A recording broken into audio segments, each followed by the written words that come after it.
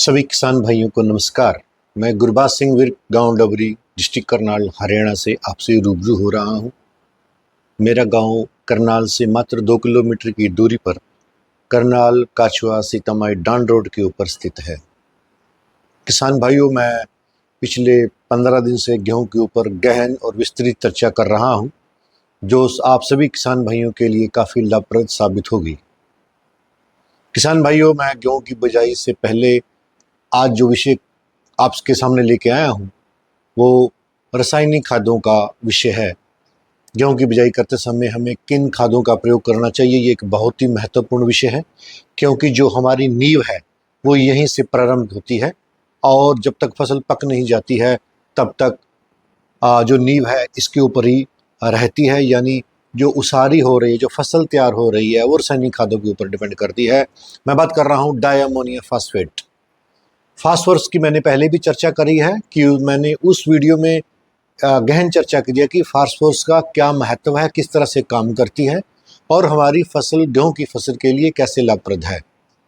Phosphor को हम di ammonium phosphate, NPK 12-32-16, DAP 18-46%, NPK 12-32-16, TSP 0-46-0% और SSP के माध्यम से दे सकते हैं। जैसे कि मैंने SSP की चौथे नंबर पर बात करी है तो आप मेरा इशारा समझ गए होंगे। सबसे पहले बात कर रहे हैं डाई अमोनियम फास्फेट की। डाई अमोनियम फास्फेट बहुत सारी कंपनियां मैन्युफैक्चर करती हैं, सभी किसान भाई इससे परिचित हैं। इसमें हमारे को सिंगल सुपर फास्फेट में सिंगल आइसोमर होता है अमोनियम फास्फेट का, लेकिन इसमें डाई का मतलब दो आइसोमर होते हैं। जो शुद्धता का प्रतीक है फास्फोरस का, बिल्कुल प्योर फॉर्म जिसको बोलते हैं शुद्ध डाई अमोनियम फास्फेट। फास्फोरस की 110% 24 कैरेट शुद्धता के नाम पर डाई अमोनियम फास्फेट को जाना जाता है। यह काफ़ी प्रभावशाली होता है, बहुत असरदार होता है और पहले दिन से गेहूं में अगर हम देते हैं तो जड़ों का भरपूर विकास करता है और जिससे हमारी पौधा काफ़ी बड़े स्तर पर बढ़वार करता है, उसका विकास होता है, ट्रेलिंग होती है। और डाई अमोनियम फास्फेट की आवश्यकता पौधे को अपनी परिपक्व अवस्था तक चाहिए होती है और पौधा यहाँ मिट्टी से ग्रहण करता रहता है। इसलिए मैं आपको कहना चाहूँगा कि आपने बिजाई करते समय डाई अमोनियम फास्फेट और बीज दोनों को इकट्ठा आपने बिजाई करना है। कई बार हम चिंटे विधि से भी करते हैं, लेकिन अलग अलग प्रैक्टिसेस हैं। किसान अपनी सुविधा के अनुसार किसी भी गेहूं बिजाई पद्धति को अपना सकता है।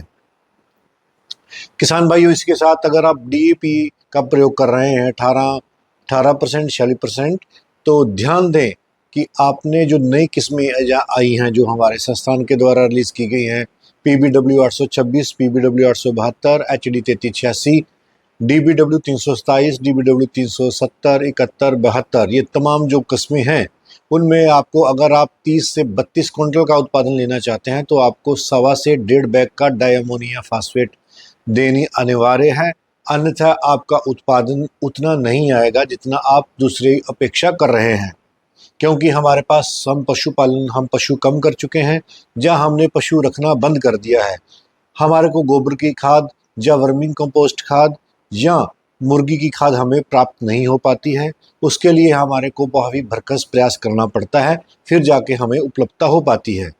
इसकी कमी को पूरा करने के लिए यह बहुत महत्वपूर्ण हो जाता है कि आपने डाई अमोनियम फास्फेट 1.25 से 1.5 बैग आपने ज़रूर देनी है। काफ़ी सारे जो हमारे किसान भाई हैं उनके खेतों में पोटाश की कमी भी देखी गई है।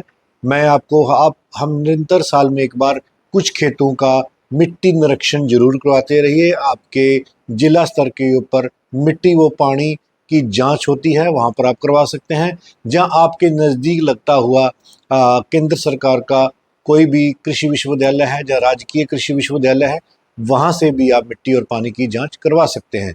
तो पोटाश के लिए अगर पोटाश की कमी है तो आप NPK 12-32-16 का भी चुनाव कर सकते हैं। किसान भाइयों, 12-32-16 की बात करते हैं। अगर हम 1.25-1.5 बैग की बात डाई अमोनियम फास्फेट की करते हैं तो आपको प्रति एकड़ के हिसाब से 2 बैग डाई अमोनियम फास्फेट देना पड़ेगा, तब जाकर हमारा जो डाई अमोनियम फास्फेट है उसकी पूर्ति हो पाएगी। जैसा कि मैंने आपको बताया है कि डाई अमोनियम फास्फेट NPK 12-32 बहुत बढ़िया चीज़ है उसमें हमारे को 3 तरह के मुख्य खादें प्राप्त हो जाती हैं, नाइट्रोजन, यूरिया, नत्रजन, डायमोनियम फास्फेट, और तीसरा हमारे को पोटाश प्राप्त हो जाती है। जिन ज़मीनों में पोटाश की कमी देखी गई है वहाँ पर भी इसका भरपूर उपयोग किया जाता है।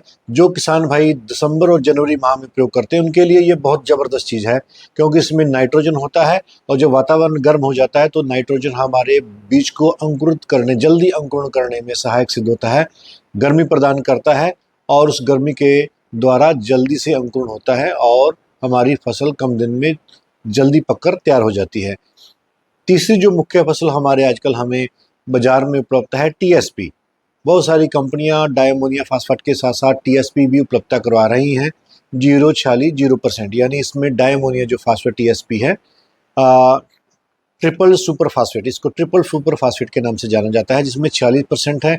डायमोनियम में नाइट्रोजन भी है और डायमोनियम फास्फेट भी है 18% और 46%। इसमें केवल ट्रिपल सुपर फास्फेट है जो कि 40% है, यानी पूरे डीएपी का एक बैग का काम कर रहा है।